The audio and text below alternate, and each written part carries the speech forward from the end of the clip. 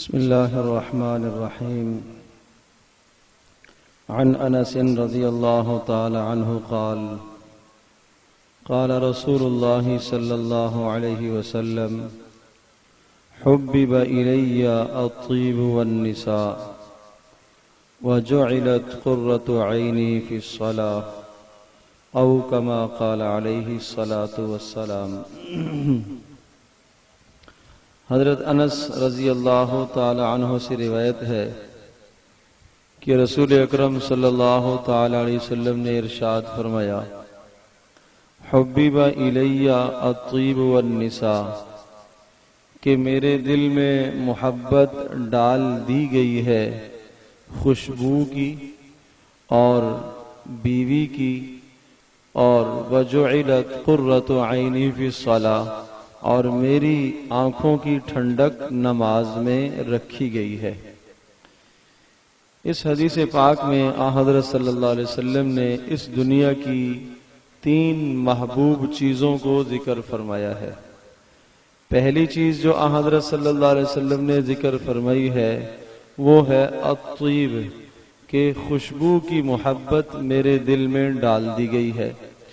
نبی اکرم صلی اللہ تعالی علیہ وسلم خوشبو کو پسند فرمایا کرتے تھے اور بدبو کو انتہائی ناپسند کیا کرتے تھے۔ خاص کر کے کسی آدمی کے منہ سے بدبو آ رہی ہو، اس کے کپڑوں سے بدبو آ رہی ہو، میل کچیل کی وجہ سے، پسینے کی وجہ سے، تو اس بدبو سے حضرت صلی اللہ علیہ وسلم کو سخت اذیت اور تکلیف ہوا کرتی تھی۔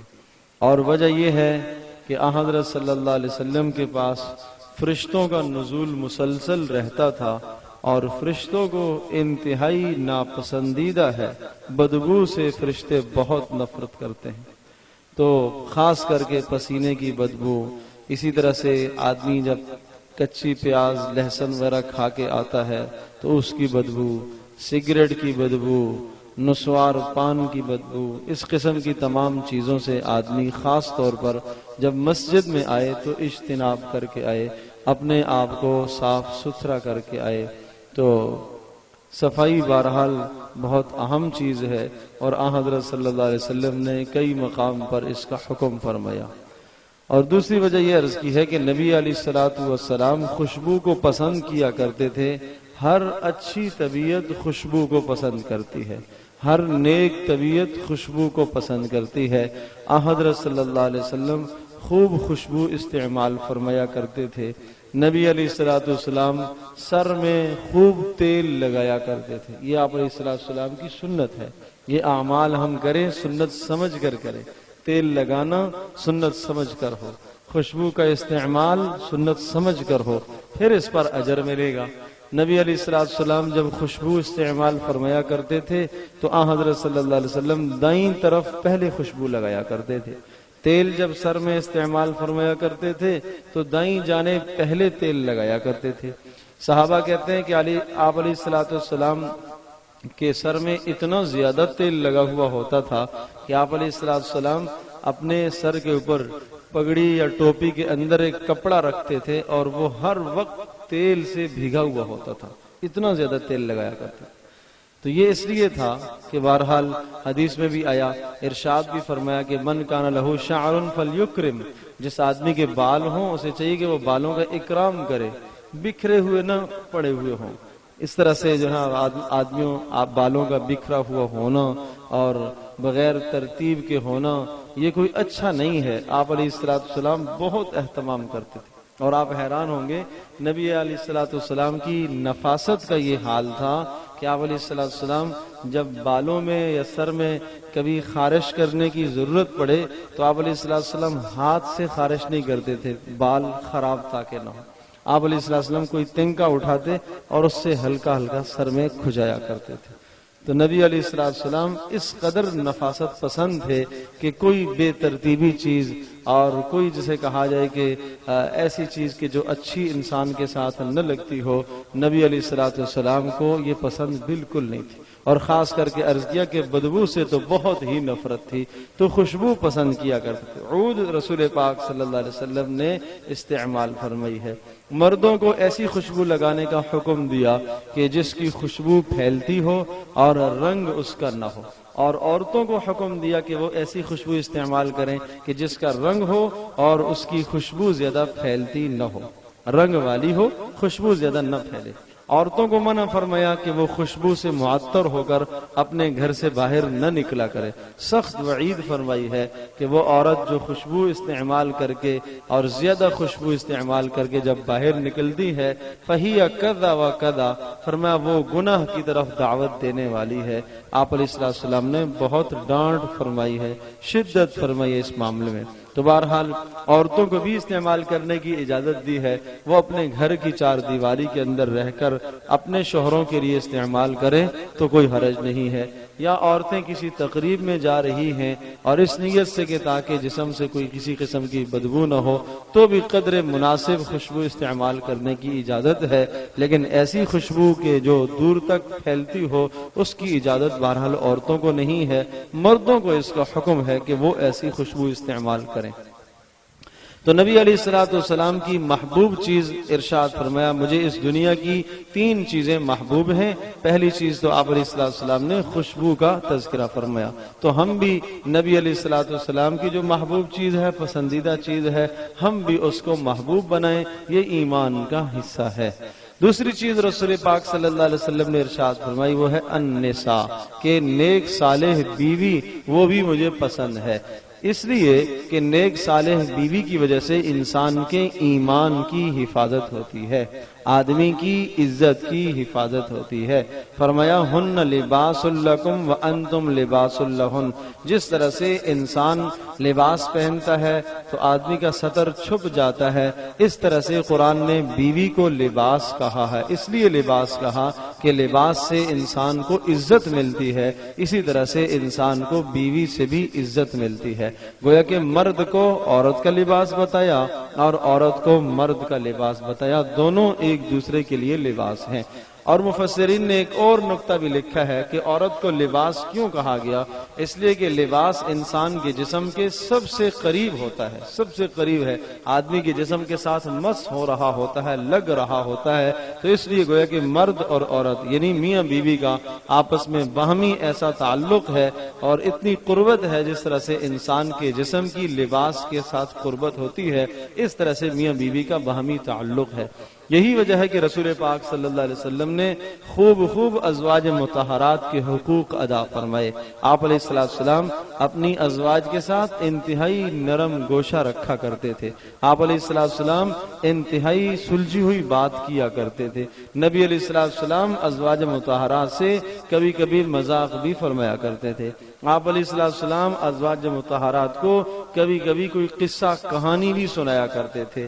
آپ علیہ السلام ازواج مطہرات سے دل لگی کی بات بھی فرمایا کرتے تھے۔ حضرت عائشہ فرماتی ہیں رضی اللہ تعالیٰ عنہ، مجھے نبی علیہ السلام نے ایک مرتبہ 11 عورتوں کی کہانی سنائی۔ آپ علیہ السلام نے یہ واقعہ، یہ کہانی کیوں سنائی؟ اس لیے سنائی ہے تاکہ گھریلو زندگی انسانوں کو پتہ چلے، لوگوں کو پتہ چلے کہ بیویوں کے ساتھ کیسے برتاؤ کرنا ہوتا ہے۔ تو نبی علیہ السلام کا یہ برتاؤ تھا۔ اور دوسری جانب آپ علیہ السلام نے یہ بھی ارشاد فرمایا الدنیا کلھا متاع، دنیا سارا کا سارا سامان ہے، وخیر متاع الدنیا المرأۃ الصالحہ، دنیا کا سب سے بہترین سامان نیک صالح بیوی ہے۔ پھر نیک صالح بیوی کی پہچان آپ نے ذکر فرمائی، فرمایا جب مرد اس کو دیکھے، شوہر اسے دیکھے تو وہ شوہر کو دیکھ کر خوش کرے، شوہر کو خوش کرے اور شوہر کو دیکھ کر وہ مسکرائے، یہ اس کی نیکی کی علامت ہے۔ اور ارشاد فرمایا جب شوہر غائب ہو، گھر میں موجود نہ ہو تو اپنی عزت کی، شوہر کے مال کی، شوہر کے بچوں کی حفاظت کرے۔ اور اسی طرح سے فرمایا شوہر کی اطاعت کرے، اگر شوہر قسم کھا لیتا ہے تو اس قسم کو وہ پورا کرے۔ ارشاد فرمایا یہ اطاعت گزار بیوی ہے، یہ نیک صالح بیوی ہے۔ ایک صحابی آئے کہ اللہ کے رسول میری اہلیہ تو ایسی ہے کہ جب میں گھر میں داخل ہوتا ہوں دروازے پر میرا استقبال کرتی ہے، دروازے پر استقبال کرتی ہے، اور جب میں رخصت ہوتا ہوں تو دروازے سے آ کر رخصت کرتی ہے، میرا ہاتھ لے کے چومتی ہے۔ آپ نے ارشاد فرمایا وہ جنتی عورت ہے۔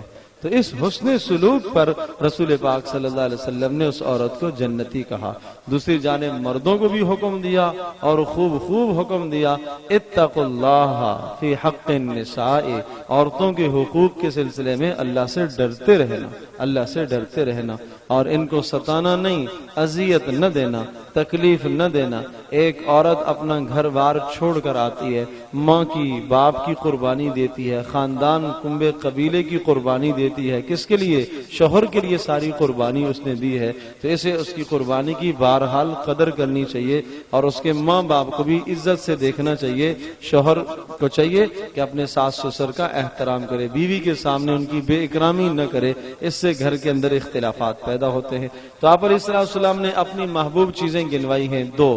پہلی بات ارشاد فرمایا خوشبو مجھے محبوب ہے، دوسری نیک صالح بیوی، اور تیسری بات ارشاد فرمائی وجعلت قرۃ عینی فی الصلاۃ، اور نماز تو مت پوچھو، اس میں تو میری آنکھوں کی ٹھنڈک ہے، نماز تو اس میں میری آنکھوں کی ٹھنڈک ہے۔ بظاہر عمل نماز تو آخرت کا ہے، لیکن اس دنیا میں فرمایا مجھے اس نماز سے راحت ملتی ہے۔ یہی وجہ ہے کہ آپ علیہ السلام جب نماز کا وقت ہوتا تو حضرت بلال سے کہتے ارحنا یا بلال، بلال کھڑے ہو جاؤ، ہمیں راحت پہنچاؤ، اذان دو اور ہمیں راحت پہنچاؤ، ہم نماز پڑھیں گے، نماز سے ہمیں راحت ملے گی۔ تو رسول پاک صلی اللہ علیہ وسلم کو نماز سے راحت ملا کرتی تھی۔ آپ علیہ السلام نے بہت زیادہ نماز کا اہتمام فرمایا، فرائض کا اہتمام بھی بہت تھا اور نوافل کا اہتمام بھی تھا، راتوں کا قیام بھی کیا کرتے تھے، اور خود بھی ارشاد فرمایا کہ دیکھو علیکم بقیام اللیل، رات کا قیام ضرور کیا کرو، تہجد کی نماز ضرور پڑھا کرو، فَإِنَّهُ دَأْبُ الصَّالِحِينَ، اس لیے کہ یہ نیک لوگوں کا شعار ہے، اور فرمایا وہ مُكَفِّرَةٌ لِلذُّنُوب، تمہارے گناہ اس سے صاف ہوں گے اور اس سے شیطان دور ہوگا۔ فائدے رسول پاک صلی اللہ علیہ وسلم نے بتائے، ایک نیک لوگوں کا طریقہ، دوسرا تمہارے گناہ معاف ہوں گے، تیسرا اس سے شیطان بھاگتا ہے، دور ہوتا ہے، اس لیے رات کا قیام کیا کرو۔ آخری بات یہ عرض کرتا ہوں، رات کے قیام کے لیے کوئی ضروری نہیں ہے کہ آپ نیند لے لیں اور سو کر اٹھیں تو تہجد ہے، نہیں، آپ تاخیر سے سونے کا اہتمام ہے گھر میں، اول تو جلدی سونا چاہیے، لیکن اگر تاخیر سے سوتے ہیں تو پھر رات کو سونے سے پہلے باوضو ہو کر 2 رکعت 4 رکعت جو سہولت سے ہو سکے پڑھ لیں، یہی آپ کا قیام اللیل ہے، یہی رات کا قیام ہے، یہی آپ کی نماز تہجد ہے۔ اور اگر رات کے آخری حصے میں موقع مل جائے تو بڑی سعادت کی بات ہے۔ حدیث پاک میں آتا ہے رات کے آخری حصے میں اللہ پاک کی طرف سے ندا آتی ہے، آواز آتی ہے، کوئی ہے حل من مستغفرن، کوئی ہے استغفار کرنے والا، میں اس کے گناہوں کو بخشوں، کوئی ہے توبہ کرنے والا، میں اس کی توبہ قبول کروں، کوئی ہے رزق مانگنے والا، میں اس کو رزق عطا کروں۔ آج کتنے لوگ رزق کے معاملے میں پریشان ہیں اور آمدنی کے مسائل میں پریشانیاں ہیں، بے روزگاریاں ہیں، بے برکتیاں ہیں، اور ظاہر سی بات ہے کہ جب فجر کی نماز بھی رہ جائے، تہجد تو دور کی بات ہے، فجر بھی رہ جائے گی تو پھر روزی کہاں سے ملے گی، کیسے روزی آئے گی؟ تو اس لیے آپ علیہ السلام نے ارشاد فرمایا کہ اللہ پاک کی طرف سے آواز آتی ہے رات کے آخری حصے میں کہ کوئی ہے مجھ سے روزی مانگنے والا جس کو میں روزی عطا کروں۔ تو آپ علیہ السلام نے فرمایا کہ یہ 3 چیزیں مجھے محبوب ہیں، ایک خوشبو، اور دوسرا نیک صالح بیوی، اور تیسرا فرمایا نماز ہے، اور نماز میں تو میری آنکھوں کی ٹھنڈک ہے۔ اللہ پاک ہم سب کے لیے عمل کرنا آسان فرمائے۔